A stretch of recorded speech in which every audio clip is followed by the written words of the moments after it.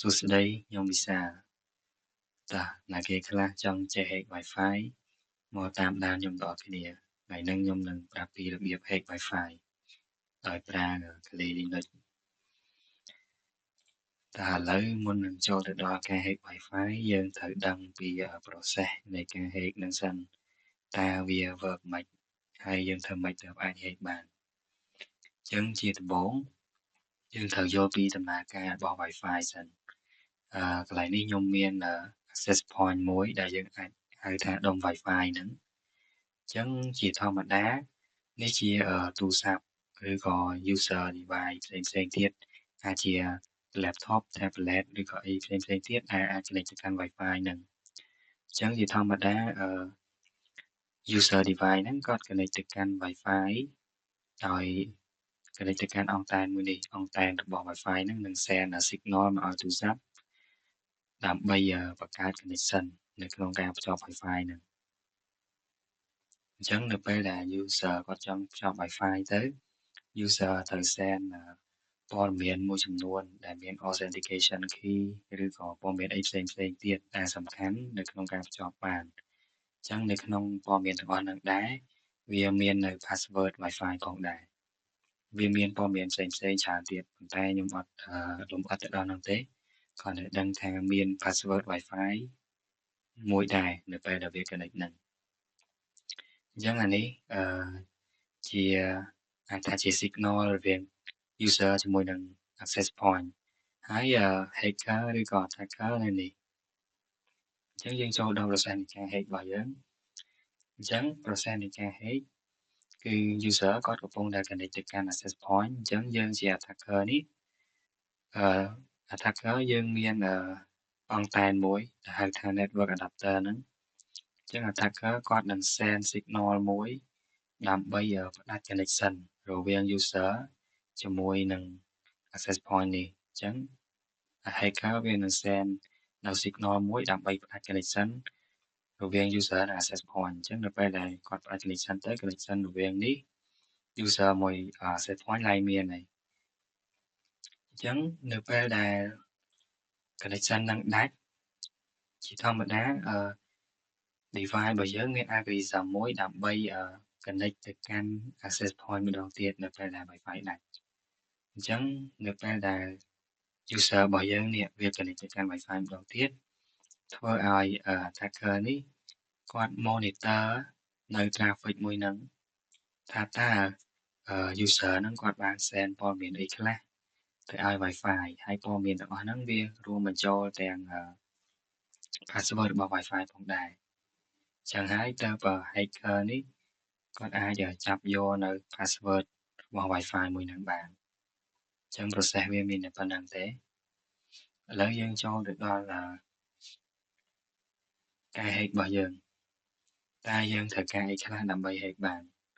អញ្ចឹងទី1យើងត្រូវការមាន Kali Linux ដែលជាម៉ាស៊ីនមួយសម្រាប់ run hacking tool ហ្នឹងហើយមួយទៀតរបស់ដែលសំខាន់ជាងគេនោះគឺ network adapter បើសិនបើយើងអត់មាន network adapter មួយនេះទេ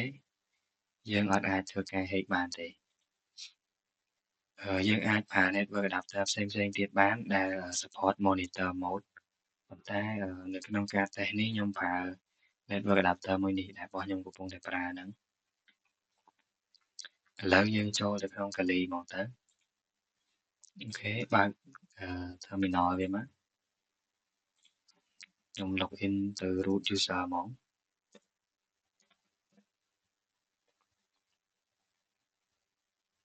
អូខេដូចអ្នកគេបានឃើញអញ្ចឹងឥឡូវខ្ញុំចាប់ផ្ដើមដោតនៅ network adapter ចូលទៅក្នុង computer របស់ខ្ញុំ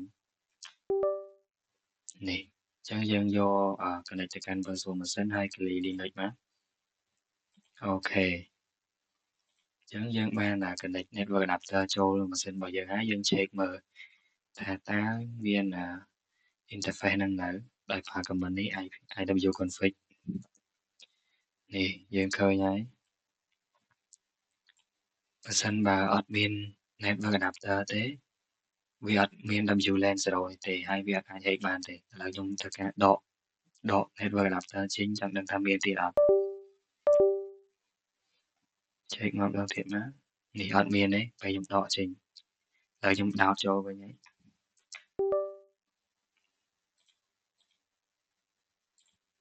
Hay đang cầm bên nâng tèm đâu thiệt má. Vì ở toàn màu bình. Nỉ dân khơi nhé, network adapter. Đã một bỏ viết cứ manage một. Chẳng manage một nâng mini tha một nâng còn để add connect Wi-Fi ธรรมดาអាចហេតុបានទេដើម្បីហេតុបានយើងត្រូវឆេងវាទៅកាន់ monitor mode ប៉ុន្តែអឺក្នុងករណីហ្នឹងយើងមិនចាំឆេងទេ tool របស់យើងដែលកំពុងតែប្រើហ្នឹងវា auto ហើយ auto ឲ្យយើង auto ឆេងទៅកាន់ monitor mode ហើយ tool ដែលខ្ញុំកំពុងតែប្រើទៅគឺ Wi-Fi TE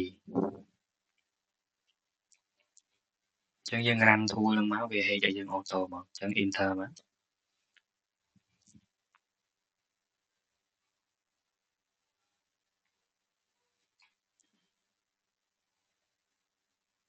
អូខេកន្លែងនេះខ្ញុំ control C សិន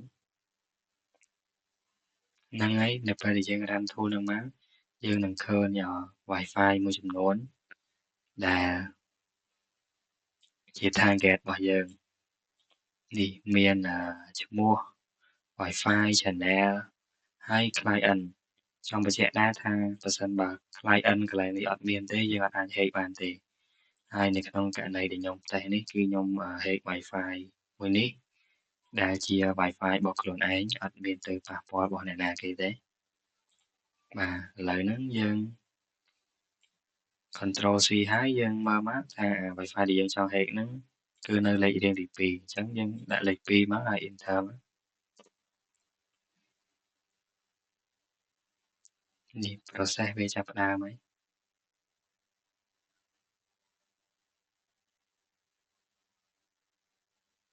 កន្លែងនេះវានឹង brute force នៅ password ដោយសារតែវា capture ហើយ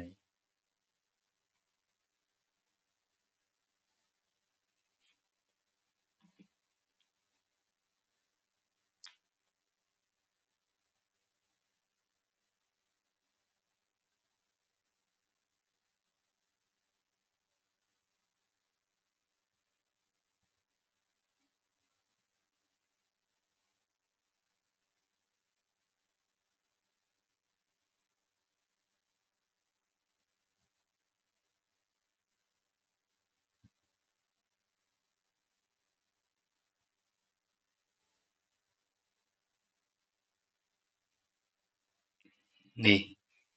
យើងទទួលបាន password ហើយ password របស់ Wi-Fi មួយហ្នឹង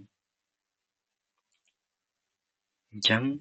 ខ្ញុំនឹងទៅបញ្ជាក់មើលថាតើ password Wi-Fi មួយហ្នឹងត្រូវអត់ហើយទៅ Wi-Fi មួយហ្នឹងខ្ញុំបាន connect ហើយតែមិនមែនមានន័យថា hack បានដោយសារ connect ហើយទេអញ្ចឹង Wi-Fi ហ្នឹងខ្ញុំទៅ check មើល password របស់ Wi-Fi មួយហ្នឹងចង់ដឹងថាវាត្រូវដូចអីដែលយើង hack នេះអត់ឥឡូវខ្ញុំចូលទៅកាន់ control panel work and internet